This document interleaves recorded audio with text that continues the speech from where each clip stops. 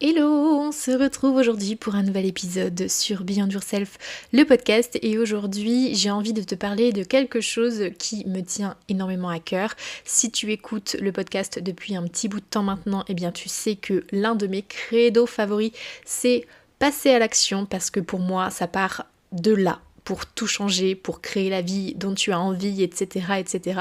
Et aujourd'hui, j'avais envie d'aborder ce sujet-là particulièrement. J'ai mis longtemps finalement à le faire. Je ne sais pas pourquoi, mais aujourd'hui, j'étais vraiment dans l'optique de te donner plusieurs astuces pour t'aider à passer à l'action plus facilement parce que je sais que c'est quelque chose qu'on me dit régulièrement sur le fait que on admire le fait que je passe facilement à l'action.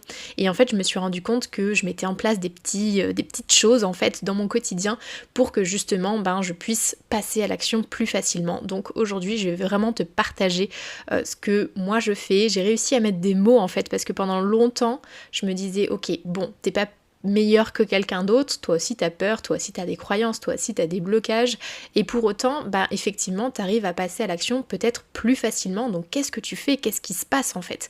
Donc j'ai réfléchi un petit peu à tout ça, ça fait des années que je fonctionne comme ça, le fait de m'informer, de regarder un petit peu ce qui se passe autour, etc., ça m'a aidé aussi à comprendre en fait les mécanismes assez naturellement que j'avais réussi à mettre en place, donc aujourd'hui on va vraiment parler de ça. Et comme point de départ, je vais prendre la préoccupation de tout entrepreneur, parce qu'on a tous la même. Notre objectif, c'est de générer des résultats avec son business. Peu importe le niveau de chiffre d'affaires que tu souhaites, si tu ouvres une entreprise, c'est pour en vivre. On n'est pas là pour créer une association, on est bien d'accord là-dessus. Le problème, c'est que souvent, ça bloque au niveau juste avant les résultats. Il n'y a pas ou pas assez de passage à l'action. Et ça, vraiment, je m'en rends compte quand j'échange au quotidien avec les coachs et les professionnels de l'accompagnement que j'accompagne dans le développement de leur business. Pourquoi il n'y a pas ou pas assez de passage à l'action? Pour différentes raisons. Il y a la flemme, la procrastination, le manque de motivation, la peur du regard des autres, la peur du jugement, peur de l'échec, peur de réussir, peur de ne pas être à la hauteur, etc. Bref, tu connais la liste, elle est extrêmement longue et elle est suffisamment longue pour que chacun et chacune y trouve l'excuse la plus parfaite pour ne pas se bouger et passer du coup concrètement à l'action. Ok. Mais pourquoi concrètement est-ce que ça bloque? Tout simplement parce que ces différentes raisons que je viens d'énumérer vont générer une émotion qui est souvent non agréable au fond de nous-mêmes et que cette émotion, elle va nous paralyser. Parce que c'est vrai, souffrir, c'est quand même pas le kiff de grand monde, on est bien d'accord là-dessus. Donc, comme mécanisme de défense, on va rester sur place et on ne se met pas en mouvement parce qu'on croit comme ça que notre peur, elle ne va pas s'avérer et qu'on n'aura pas besoin de connaître toutes les terribles conséquences qu'on s'imagine si bien et qu'on adore aussi amplifier parce qu'on est un peu quand même des drama queens, faut bien se l'avouer. Donc quand on ne se met pas en action, on n'a pas de résultat à la hauteur de ses envies ni de ses ambitions. Je pense que jusqu'ici, ça fait sens et que tu me suis. Donc la question c'est comment est-ce qu'on fait pour se bouger et passer à l'action efficacement? On vient d'en parler, on l'a vu, la peur, ça va déclencher une émotion qui vient nous bloquer et nous mettre des bâtons dans les roues. Mais dans la peur, t'as la possibilité de choisir ce que tu vas en faire. Parce que oui, tu peux décider que ton émotion, qu'elle soit agréable ou non à vivre, tu peux décider que cette émotion devienne stimulante. Et si cette émotion devient stimulante, qu'est-ce que tu fais? Cette fois-ci, tu te mets en mouvement. Emotion gives motion. Ça, c'est un terme que j'ai entendu il n'y a pas si longtemps que ça et qui m'a tellement parlé. Et c'est là où j'ai commencé aussi un peu à comprendre en fait ce que j'avais mis en place pour que malgré mes doutes, malgré mes peurs, malgré mes croyances, malgré mes blocages, je me mette quand même en action. Ça a été vraiment le point de départ du déclic de me dire ok, bon, je tiens un truc, là je commence un peu à comprendre comment je fonctionne à l'intérieur de moi. Donc retiens ça, emotions give motions. Et maintenant que tu as ça en tête, comment est-ce que tu peux provoquer une émotion suffisamment agréable pour te mettre en mouvement? Déjà, première chose que je peux vraiment te suggérer et que moi j'adore faire, c'est de mettre ton corps en mouvement. Ta physiologie, c'est la première porte d'entrée au mouvement. Si tu veux passer à l'action, le meilleur moyen en fait c'est de mettre ton corps en action. Donc tu peux sortir marcher, faire un cours de sport, courir, de la corde à sauter, de la musique, danser, etc. Peu importe, mais l'objectif c'est que tu déclenches le mouvement physique qui lui-même va t'aider à faire monter une émotion agréable qui te donne envie de passer à l'action. Et je me rends bien compte que moi depuis toujours je suis une fan incontestée de mettre de la musique extrêmement fort dans mes oreilles. Alors je sais c'est pas bon pour les tympans etc, mais c'est pas grave, je le fais quand même.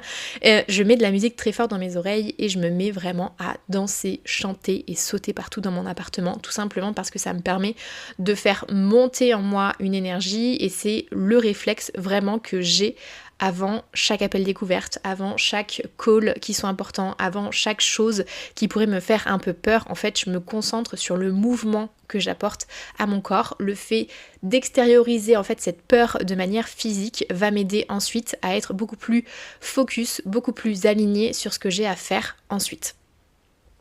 Deuxième suggestion que je peux te faire, c'est de coller un sourire sur ton visage. Là, t'es en train de m'écouter, essaye maintenant. Peu importe que tu sois dans le métro, dans ta voiture tout seul, dans la rue en train de marcher, je m'en fiche, mais essaye vraiment là maintenant tout de suite de te mettre à sourire. Peu importe que les personnes que tu croises potentiellement te prennent pour un fou ou une folle, et peu importe comment tu te sens de base, peut-être que tu te sens un peu idiot ou idiote, mais c'est pas grave, vas-y souris. Est-ce que tu es en train de sourire ? Comment est-ce que tu te sens maintenant ? Je suis sûre, et je mets ma main à couper, que peu importe ton état de base, comment tu te sentais avant de commencer cet épisode, eh bien sourire provoque forcément une réaction positive en toi, tout simplement parce que sourire va provoquer une réaction chimique dans ton corps qui elle-même va aller activer une émotion positive. Donc quand tu souris, tu mets ton cerveau dans un conditionnement qui va vraiment être positif et qui va aussi te donner envie d'aller de l'avant. Donc souris le plus souvent possible, que tu sois seul, que tu sois accompagné, c'est le point de départ de la bonne humeur et du fait que tu sois beaucoup plus positif. Et moi c'est vrai que je suis quelqu'un qui sourit tout le temps, depuis toujours. C'est quelque chose qui me caractérise et je pense que les personnes qui me connaissent généralement, un des points qu'ils vont retenir plus facilement, c'est le fait que j'ai souvent un sourire accroché au visage, aussi parce que je raconte pas mal de conneries, mais parce que voilà, moi je trouve que un sourire, c'est tellement riche, ça permet tellement de connecter avec les personnes, ça permet de se connecter à soi aussi. Donc vraiment, dès que tu y penses, dès que tu te sens un peu morose, etc., et que tu as envie de te rebooster naturellement, souris et tu verras tout de suite, ça va aller mieux. Troisième astuce que je peux te donner et que moi j'ai réussi à faire assez naturellement, je pense depuis toujours, c'est de te connecter à tes tripes. Demande-toi pourquoi tu es là, qu'est-ce que tu as envie d'accomplir, qu'est-ce qui te passionne, qu'est-ce que tu aimes, qu'est-ce qui te sort par les yeux, qu'est-ce qui t'énerve.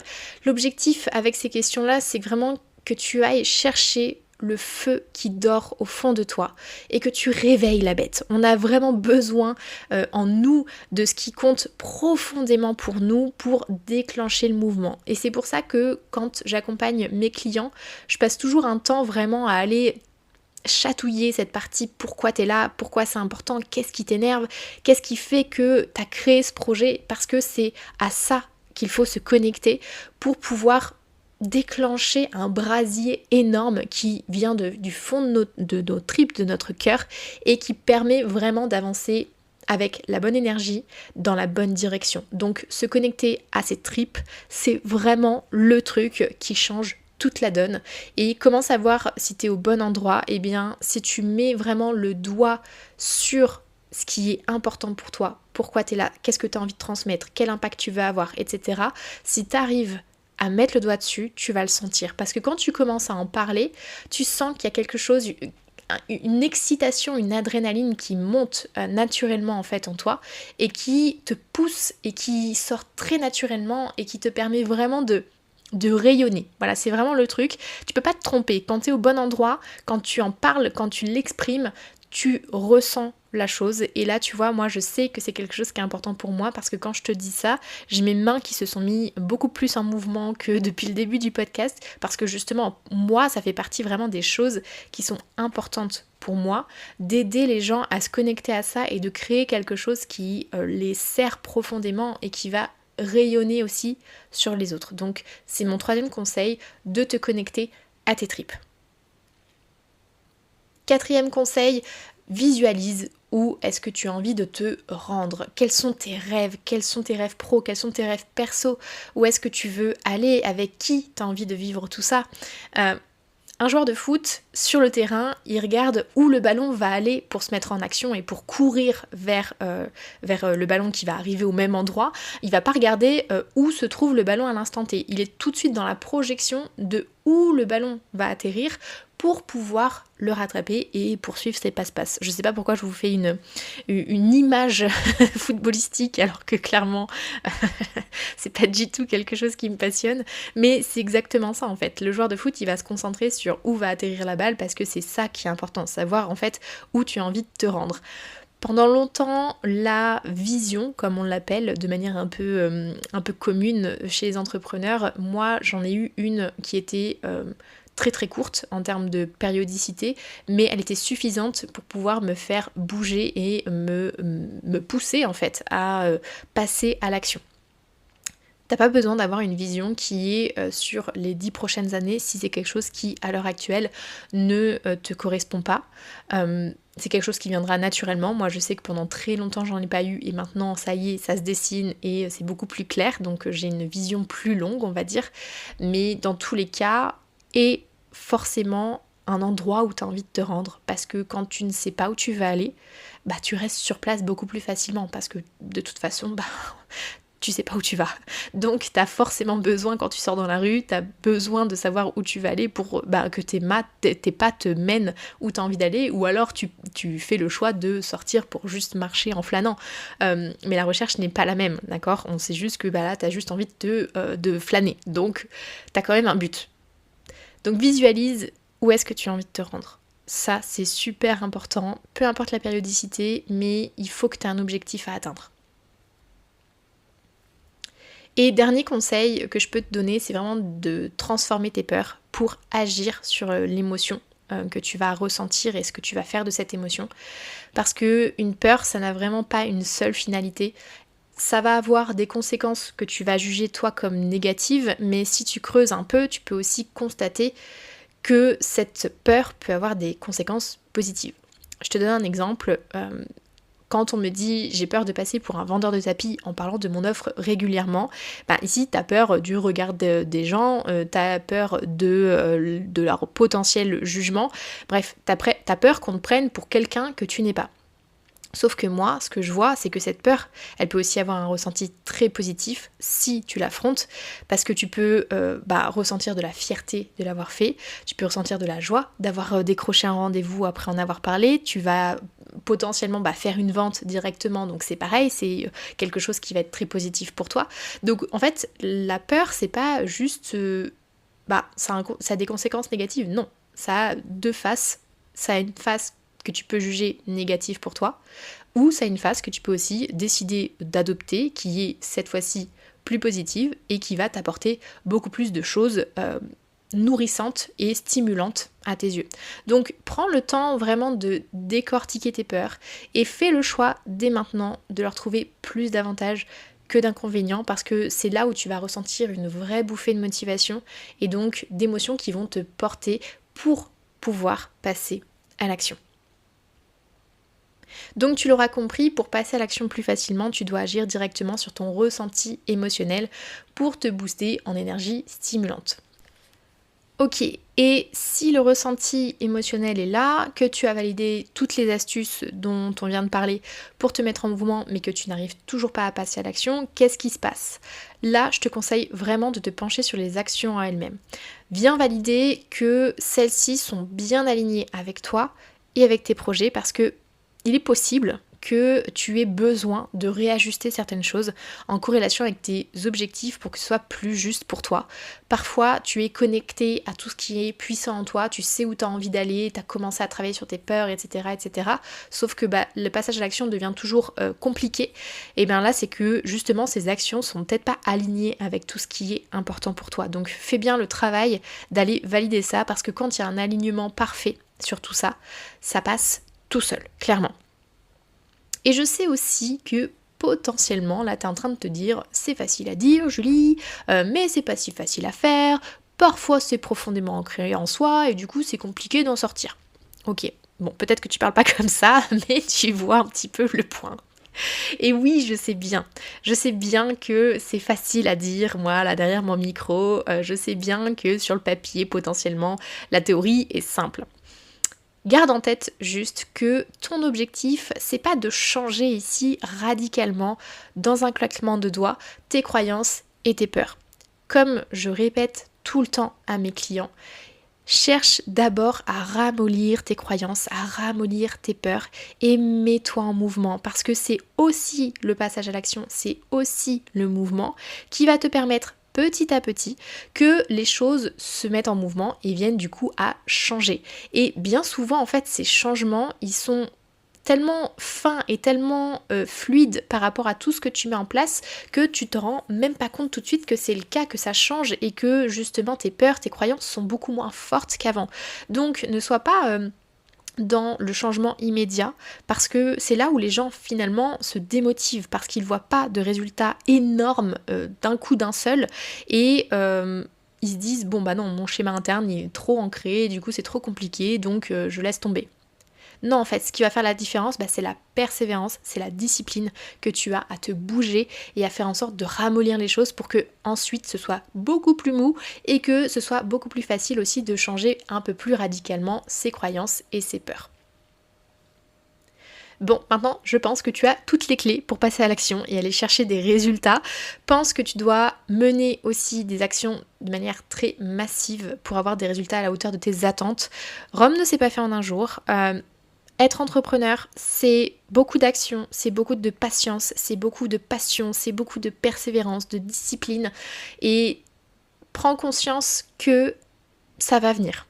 Aie confiance dans le process, aie confiance dans les actions que tu mènes, aie confiance en toi. Je sais que c'est pas simple, mais je sais que c'est possible. Et si toi tu ne te rends pas compte que c'est possible, eh bien c'est pas grave parce qu'il y a des personnes qui peuvent t'aider à te rendre compte que c'est possible. Donc justement, si tu sens que certaines choses dont je t'ai parlé aujourd'hui sont vraiment trop compliquées à mener de front tout seul ou toute seule, eh bien tu peux venir m'en parler parce que le passage à l'action, c'est vraiment la chose que je préfère faire au sein de mes coachings. On en fait tout le temps du passage à l'action parce que c'est comme ça qu'on progresse, c'est comme ça qu'on avance. Donc viens m'en parler, je te parlerai de mon programme Beyond the Coach qui est destiné pour les coachs et les professionnels de l'accompagnement sur 5 mois et qui permet vraiment d'aller creuser les choses qui viennent aujourd'hui te mettre des bâtons dans les roues, qui viennent te freiner et en même temps de développer une activité qui te sert, qui te fait rêver, dont tu es fier et qui te permettra de vivre ta vie de rêve. Voilà. Sur ce mot de la fin, je te souhaite une très bonne journée, matinée, soirée, après-midi, peu importe le moment où tu m'écoutes. Et je te dis à la semaine prochaine pour un nouvel épisode. Ciao!